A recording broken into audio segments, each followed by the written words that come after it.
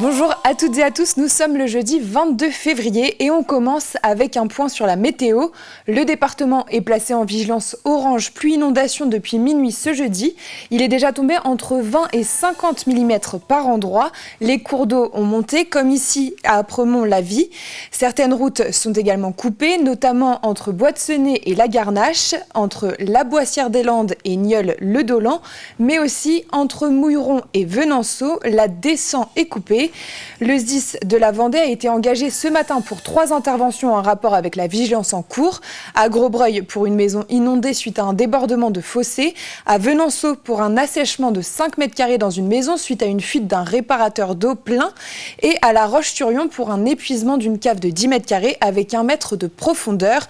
La vigilance orange pluie inondation devrait être levée à 16h. Par contre, les vents vont se renforcer cet après-midi avec des rafales allant jusqu'à 100 km/h. Tout autre sujet, le Salon de l'agriculture commence ce samedi à Paris. C'est un événement national majeur qui rassemble professionnels et visiteurs venus du monde entier. Lundi, le stand Vendée Mouton a été présenté à l'hôtel du département. Cette 60e édition a lieu dans un climat plus que tendu. Le secteur reste fortement mobilisé pour lutter contre les restrictions qui leur sont imposées par l'État. Les agriculteurs attendent beaucoup de ce salon. Forcément, cette année, ça sera très particulier. Puisqu'en fait on est dans un mouvement quand même agricole qui est très fort, donc, qui nous rappelle d'ailleurs les grands mouvements autour de la PAC de 92. On n'est pas sur une manifestation, on va dire, traditionnelle. Là, on est sur du changement de logiciel. Il faut vraiment retourner la table sur un certain nombre de sujets. Et donc, évidemment, l'ultimatum, c'est le salon de l'agriculture. Alors forcément, il y aura une attente très importante au moment du salon, mais d'ici là, on continue à travailler, y compris dans le département de la Vendée, encore hier, et aussi à la région hier, avec le préfet de région, pour trouver toutes les mesures de simplification possibles. Mais il y a des sujets qui sont d'ordre national, qui doivent être légiférés aussi. Et à J-2 du lancement du salon, les agriculteurs vendéens prennent la route pour la capitale. C'est le cas de Malcolm. Ce taureau de race basadaise va tenter d'obtenir une médaille à Paris. Nous sommes allés voir Malcolm avant son départ dans l'exploitation d'Anthony et Freddy Lardière, 2 frères agriculteurs à Chavagne-en-Paillé. Regardez ce reportage de Grégoire de Châtillon. Pas de doute, c'est bien un taureau, un sacré gaillard, avec un poids de 1100 kg, à la robe couleur charbon. Malcolm, c'est son nom, à 8 ans. Ce taureau de race basadaise est bichonné au liquide vaisselle avant son départ pour Paris ce jeudi. Là, on fait un pré-nettoyage parce qu'ensuite, dans les transports, il va se ressalir. Là, on fait un pré-nettoyage pour l'habituer à être nettoyé aussi. Et on le finira donc une fois arrivé, descendu du camion, à Paris. C'est le 2e séjour de Malcolm à Paris pour le Salon de l'agriculture.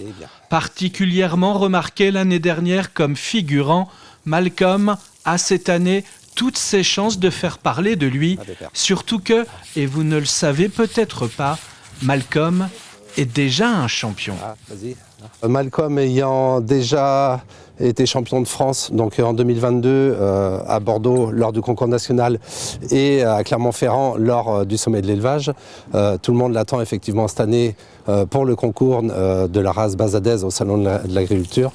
Et les atouts de Malcolm sont nombreux pour devenir au salon le champion des mâles adultes de la race basadaise, une ancienne race de travail du sud-ouest, aujourd'hui utilisée pour la production de viande. On pense qu'il a ses chances parce que malgré son âge de 8 ans, il a une prestance quand il se déplace qui est assez rare pour un taureau adulte. Et il a cette élégance dans sa démarche, etc. En plus, il a ses masses musculaires qui sont très intéressantes et importantes et une tenue de dos très très rectiligne lors de ses déplacements. Malcolm a en plus une particularité, c'est un taureau très long, ce qui est exceptionnel chez les Basadais. Un champion vendéen peut être alors bientôt médaillé à Paris. Direction à présent la lagune de Bouin. Ce site est labellisé espace naturel sensible depuis 2021 et son accès est interdit au public. Cette étendue d'eau salée de 44 hectares accueille plus de 20 000 oiseaux en reposoir ou en nidification. Et pour garantir leur tranquillité et protéger les espèces, la Fédération départementale des chasseurs, qui a la gestion du site, a organisé pour la deuxième fois le nettoyage de la lagune. Désherbage des îlots et ramassage des déchets étaient au programme de cette matinée. Reportage. Habituellement, il n'y a personne sur la lagune de Bouin, mais cette vingtaine de bénévoles a investi les lieux pour la bonne cause. On fait l'entretien annuel, on va dire, de l'espace naturel sensible de la lagune de Bouin. On a commencé cette action l'année dernière sur constat que les îlots qui sont support des nids des oiseaux qui viennent se reproduire l'été sont envahis de végétation ou en tout cas ne permettent plus d'accueillir aussi bien les oiseaux que c'était le cas avant. Cette étendue d'eau salée de 44 hectares accueille près de 20 000 oiseaux en reposoir. C'est un site historique pour leur reproduction. La préservation de la lagune est donc essentielle. Certains bénévoles s'occupent des îlots. Donc on enlève toute la végétation semi-ligneuse, notamment des soudes essentiellement, qui ont tendance à essayer à fermer le milieu.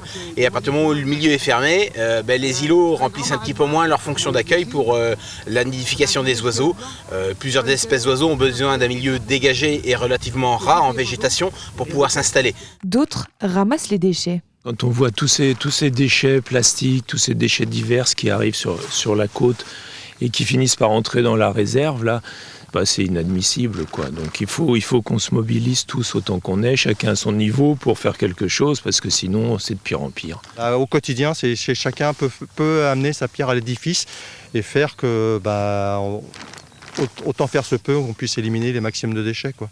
Polystyrène, bouteilles en plastique, des déchets en tout genre sont ramassés. Bien que la lagune ne soit pas accessible au public, l'homme arrive par la mer aussi. Donc la façade atlantique, c'est un bon exemple pour les déchets parce qu'on n'a pas juste des déchets sur l'espace terrestre, mais aussi l'espace en mer, d'où l'intérêt de voir l'arrivée des déchets via, on va dire, une action indirecte de l'homme. Cette deuxième opération de nettoyage est terminée. La période de nidification des oiseaux va pouvoir commencer. Elle débute mi-mars. C'est la fin de cette édition. On vous rappelle l'information principale, c'est la vigilance orange pluie-inondation qui devrait durer jusqu'à 16h et des rafales de vent allant jusqu'à 100 km/h sur la côte sont attendues. Soyez prudents et on se retrouve ce soir pour le journal de 18h. Très belle journée.